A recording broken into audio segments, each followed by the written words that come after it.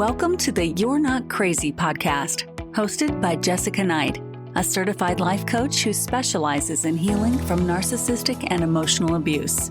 This podcast is intended to help you identify manipulative and abusive behavior, set boundaries with yourself and others, and heal the relationship with yourself so you can learn to love in a healthy way. You can connect with Jessica and find additional resources, content, and coaching at emotionalabusecoach.com.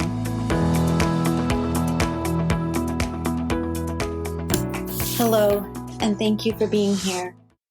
Before I get started, I'm going to go over what my offerings are. If you are feeling stuck, confused, or questioning everything, you're in the right place. I offer one-on-one coaching, which is more consistent, either weekly or bi-weekly.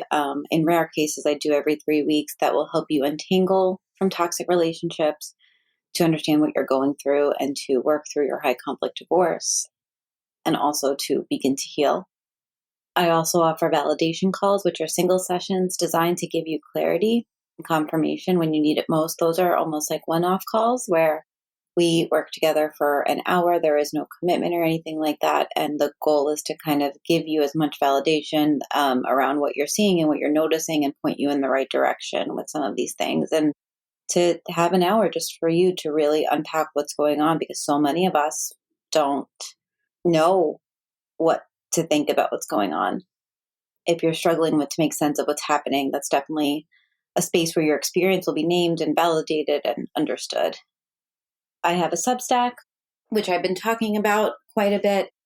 The link is in the show notes. It is a blog. It's a community. It's a way that I can share more resources and some of the behind the scenes stuff, some things about my story.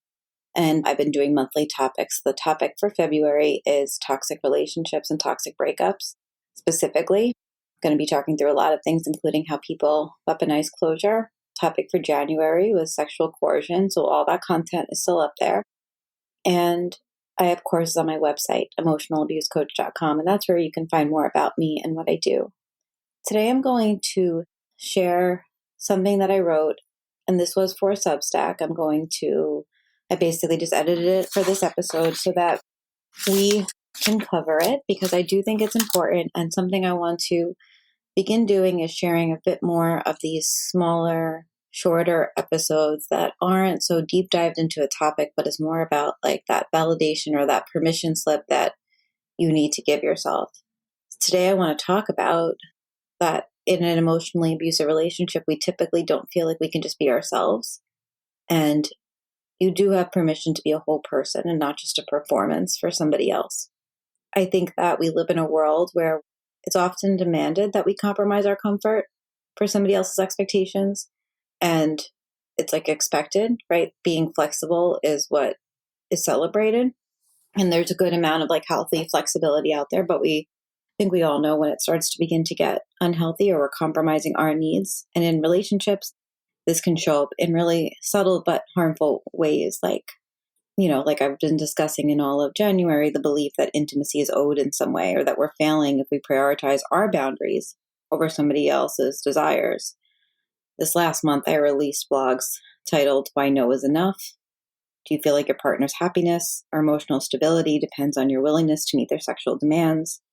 When trusting yourself feels like a betrayal? 10 reasons why sex is a desire, not a need, and sex is not a need. And when I was writing this and thinking about this topic, it just kept coming up to me. It's like that you have permission to be a whole person. You have permission to be a whole person. That means you can say no without feeling guilty. You don't have to pretend to be somebody that you're not to avoid conflict. And your worth is not tied to fulfilling someone else's idea of a need.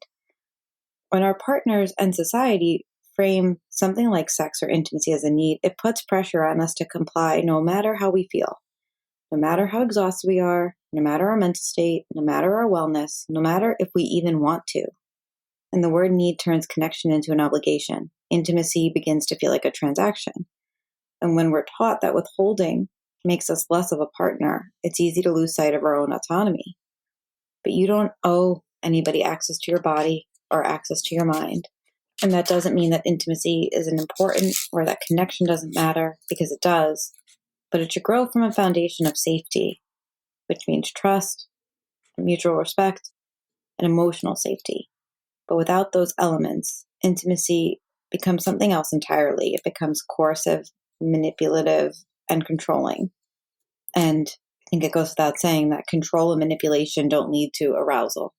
And so if you find yourself asking if you're agreeing to things just to keep the peace, or if you feel like your boundaries aren't respected because of somebody else's happiness depends on you saying yes, or if you're ignoring your instincts because you're afraid of what the fallout might be, you are very much not alone.